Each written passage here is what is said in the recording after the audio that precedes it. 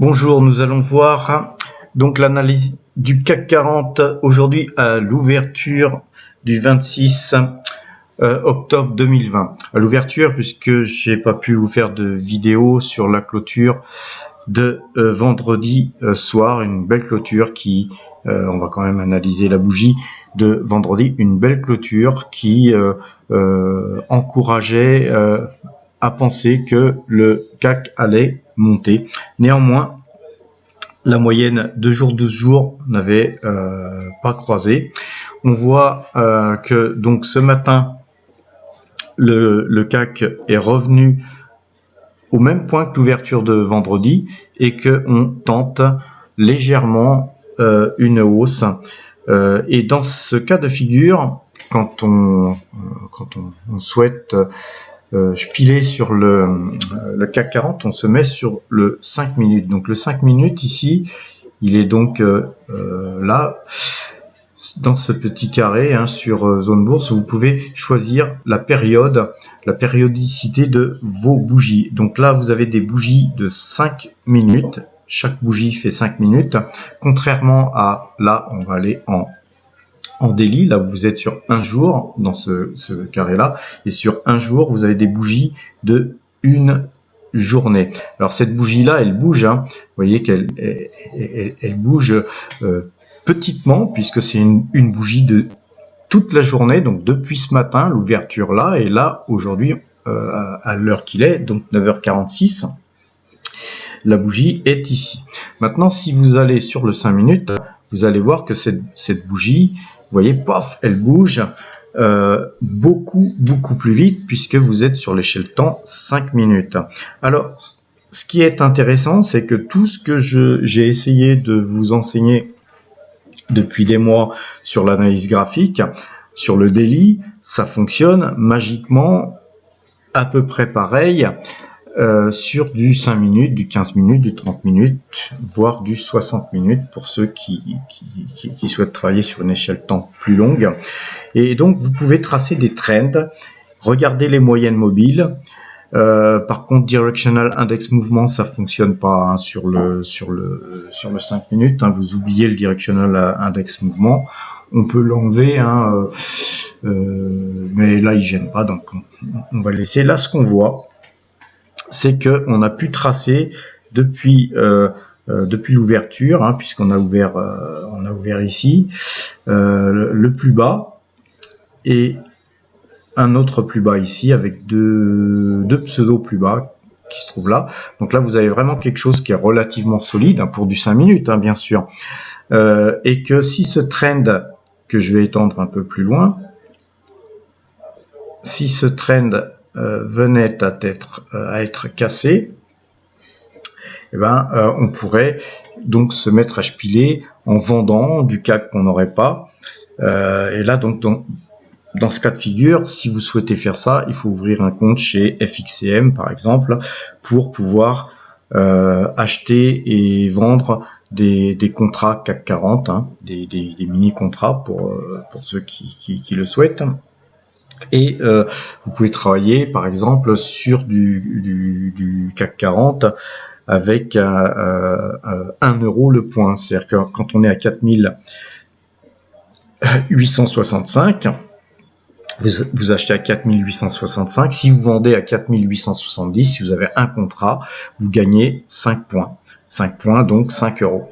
Voilà comment fonctionnent les CFD. Donc, si vous avez 10 contrats, vous achetez 10 contrats, vous achetez à 65, vendez à 70, vous avez gagné 50 euros.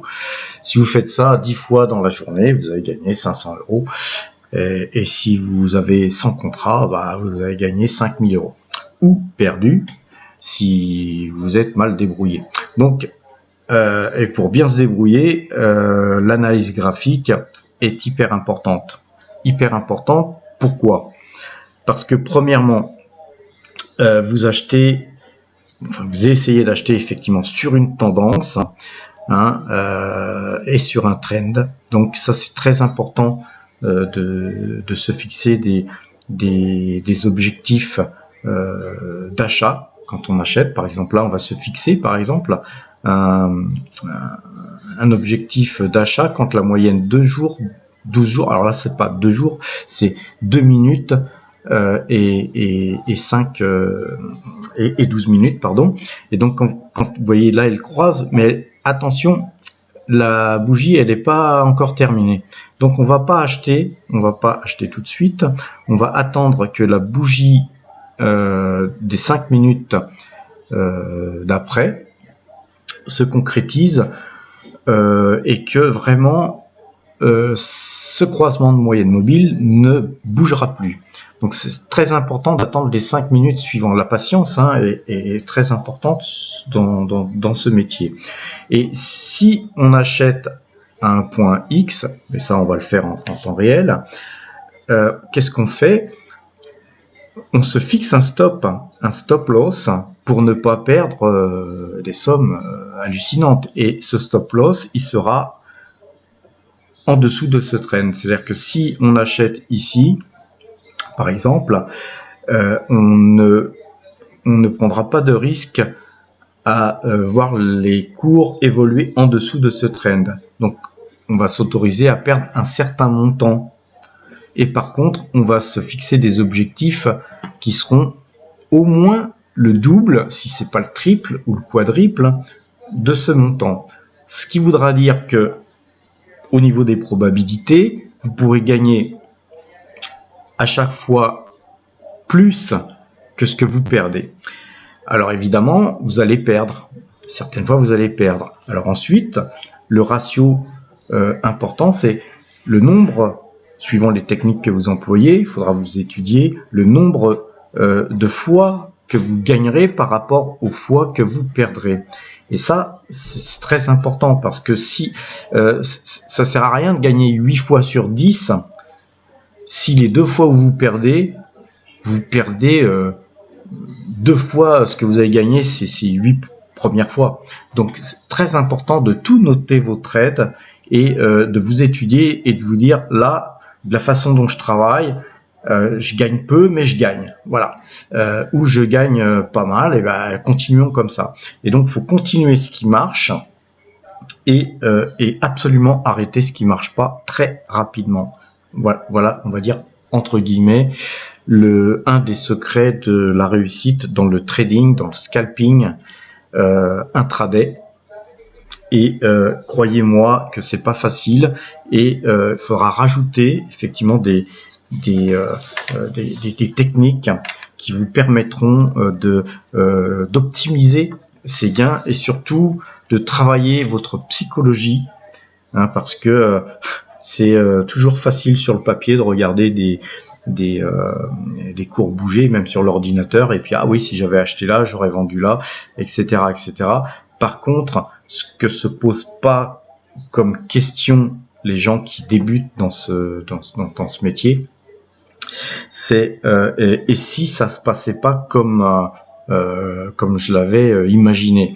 Et donc, quand les gens n'ont pas une issue de secours pour sortir de ce mauvais trade, parfois ça se termine très très mal. Donc c'est pourquoi il faut absolument avoir une technologie de travail, une méthodologie de travail, s'y tenir. C'est très très important de vous tenir à vos objectifs, à votre méthode de travail, et surtout de ne pas y déroger, et de noter tous vos trades et de faire une étude en fait beaucoup plus sur vos résultats que de votre méthodologie en fait, parce qu'en fait vous avez une méthode, là c'est moyenne 2 minutes, 12 minutes, et puis un trend, donc il n'y a rien de plus simple, hein. Un enfant de 12 ans, voire 10 ans arriverait à travailler avec ça. Donc après, par contre, si ça se passe mal et que ça recroise dans l'autre sens et que votre trend il est cassé, il y a des faits souvent psychologiques qui font que oui, mais je vais pas perdre là tant parce que peut-être que ça va rebondir sur tel point, etc., etc. Je veux pas entendre ça. Vous adoptez votre méthode, point barre. Et ça, c'est important de vous convaincre de ça. Si vous n'êtes pas convaincu de ça, surtout arrêtez la vidéo et ne faites pas de trading, de scalping intraday, parce que scalper, c'est extrêmement difficile, c'est éprouvant, c'est fatigant. Là, vous voyez, on vient juste d'avoir l'ouverture de la bougie suivante qui se trouve ici. Et là, on a un croisement, il est effectif. 4875, on achète. Voilà. Donc, je vais faire une petite pause. On va laisser le marché bouger et je vais vous retrouver avec un petit peu d'évolution sur cette bougie de façon à analyser un petit peu notre achat qui a été fait à 75. À tout de suite. Voilà, donc vous voyez, il s'est passé à peu près 30 secondes. On est déjà à 80.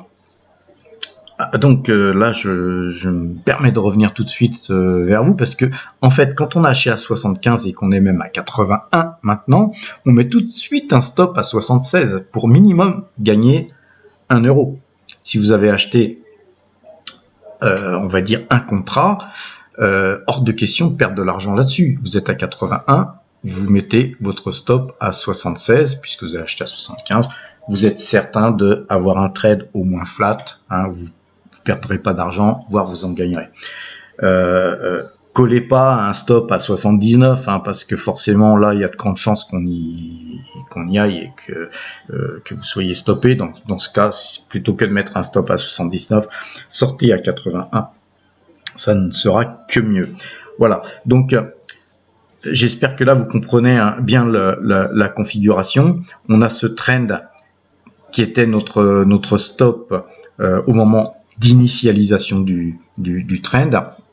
Et là maintenant, on va rajouter un deuxième trend qui était, on va dire, c'était 76. Voilà. Donc maintenant, c'est ce trend-là qui devient, donc celui-là, on va le supprimer.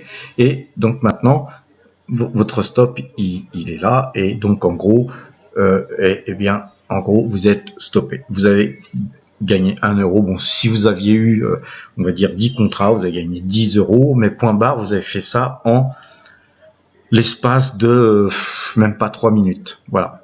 Donc, en gros, c'est une solution de travail que je viens de vous énoncer là. On en verra d'autres au cours des semaines et des mois qui suivent. Je referai des vidéos des fois le matin plutôt que le soir à la clôture, de façon à un peu vous initier sur l'intraday, sur du scalping pour ceux qui le souhaitent. Maintenant, cette technologie de travail, cette méthode de travail qui s'apparente à du scalping en fait, sur du CFD, vous pouvez aussi le faire sur différentes échelles de temps pour rentrer aussi dans vos trackers, parce que si vous souhaitez par exemple acheter des trackers pour X raisons, par exemple, si vous travaillez sur du long terme, vous dites tiens, le CAC là, il est à un niveau où je vais commencer à faire un achat. Avant d'initialiser votre achat, puisqu'on a le temps, la bourse elle ouvre à 9h le matin et ferme à 17h30. Vous pouvez très bien attendre un signal comme celui-là sur du 5 minutes pour acheter vos trackers à meilleur compte, c'est-à-dire que les acheter sur un signal, parce qu'il aurait été possible qu'aujourd'hui le CAC ne croise jamais et qu'on termine 100 points plus bas. Donc parfois d'attendre un signal tel que celui-là pour acheter vos trackers, même trackers longue durée, de suivre un signal peut vous permettre d'économiser des fois 100 points. Alors c'est pas forcément les économiser, mais c'est pouvoir les acheter 100 points plus bas, et 100 points plus bas, c'est sur des cours comme ça, c'est environ 2% de moins sur le CAC. C'est-à-dire si vous avez du LVC, du x2, si vous faites un effet levier sur le CAC 40, vous avez donc une possibilité d'acheter des fois même 4% ou 5% plus bas que le cours actuel. Donc c'est intéressant d'utiliser aussi des techniques de trading sur 5 minutes ou 15 minutes voire 30 minutes pour acheter vos trackers, plutôt que de les acheter comme ça sur un point au pif, ou en vous disant bah c'est une zone où je vais acheter. C'est vrai que c'est une zone, c'est vrai que c'est peut-être intéressant d'acheter par là, mais des fois acheter 4-5% plus bas, d'autant que le lendemain peut-être que si vous n'avez pas acheté, bah vous pourrez encore acheter 4-5% plus bas, ça peut vous faire en gros des fois du 10%, 15% de moins que le point où vous seriez rentré comme ça sans analyse graphique. Alors toutes ces analyses que vous voyez là en direct, cette analyse que vous voyez en direct, ça, n'oubliez pas, ça vous permet à éliminer le stress, hein, de voir simplement que vous achetez sur quelque chose de solide. Vous éliminez le stress, et donc après vous dormez sur vos deux oreilles, vous travaillez avec une technique qui a fait ses preuves.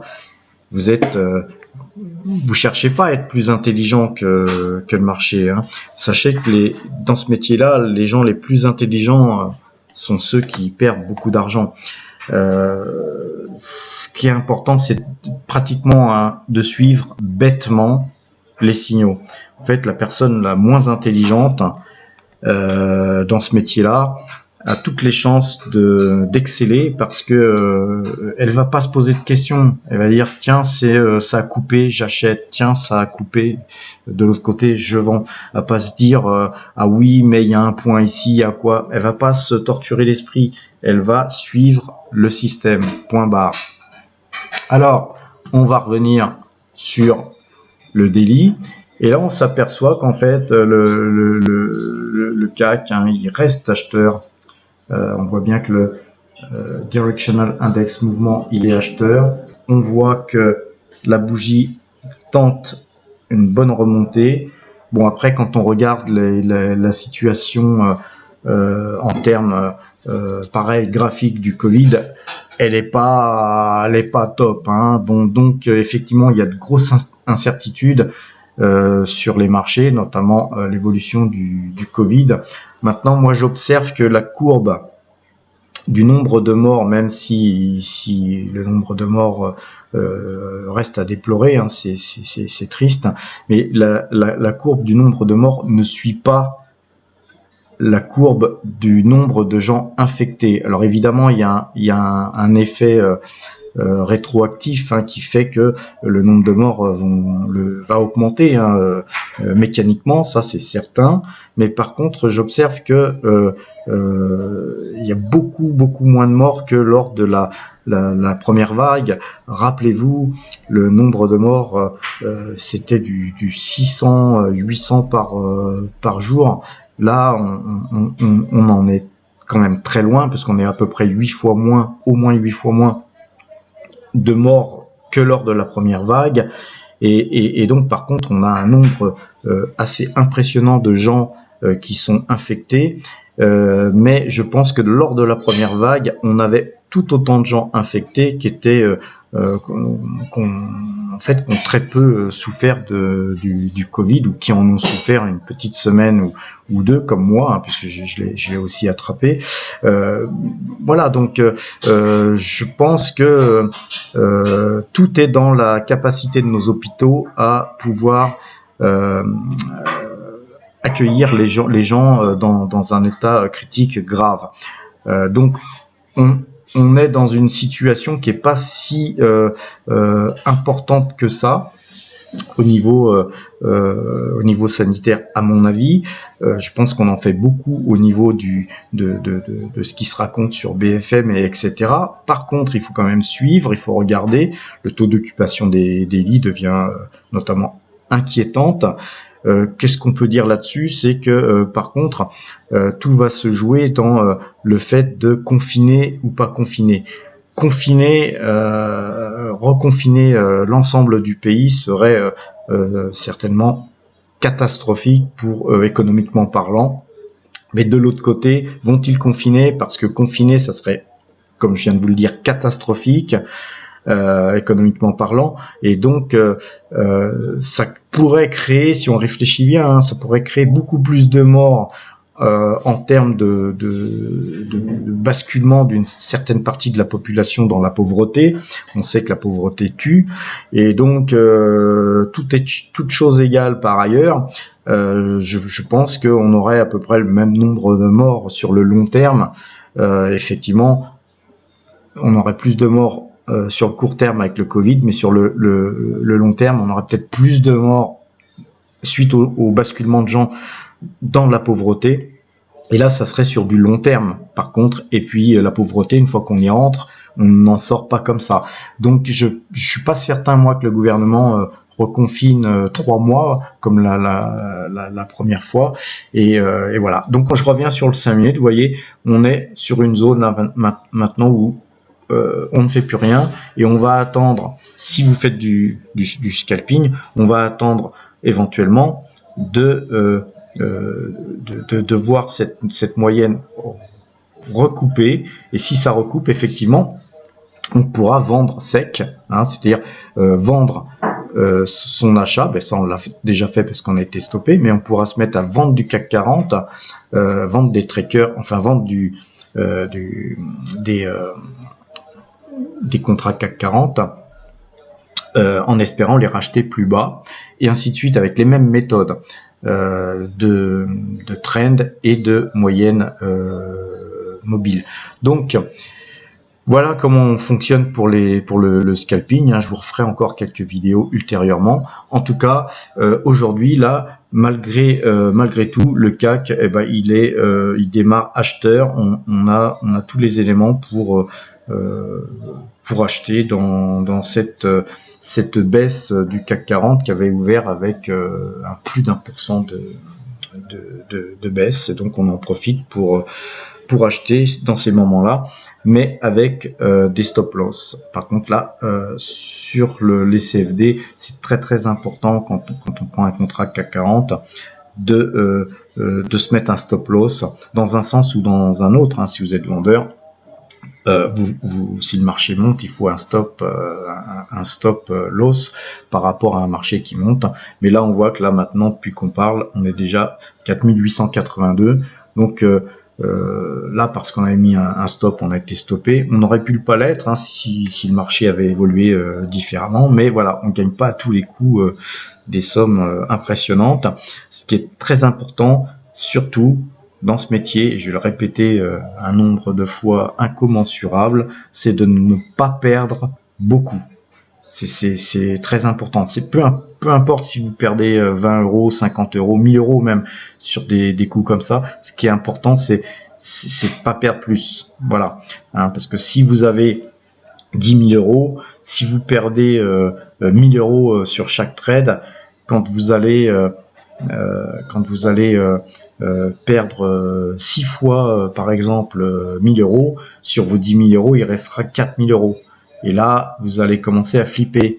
Donc, n'attendez pas ça pour vous mettre des garde-fous qui vous permettront de ne risquer que ce qui est acceptable. Et par contre, effectivement, quand vous allez avoir des bons trends, comme les Américains disent trend is your friend. Vous voyez, quand vous êtes dans un trend haussier, laissez la position filer, laissez la position gagnante filer au maximum que possible. Effectivement, on met un stop loss pour pas perdre plus que temps. On aurait pu très bien se dire aussi, quand on a acheté à 75, se dire moi je veux bien accepter de perdre 5 euros par trade, et là on n'aurait pas été stoppé, vous voyez, et là on aurait pu déplacer notre stop avec un stop par exemple à 79. Toutes les techniques sont envisageables.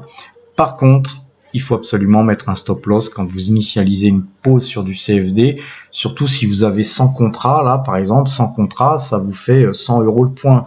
C'est-à-dire que chaque fois qu'il y a un point du CAC 40 qui bouge, c'est 100 euros qui dévalent dans le système, et notamment dans votre portefeuille. Alors quand ça se rajoute sur vos appels de marge, c'est super. Quand vous avez 5 points, vous faites 500 euros en 5 minutes, en 3 minutes, c'est cool. Par contre, quand vous les perdez, c'est une autre histoire. Donc important, très important de mettre un stop loss, je le redis, et ne l'oubliez surtout pas.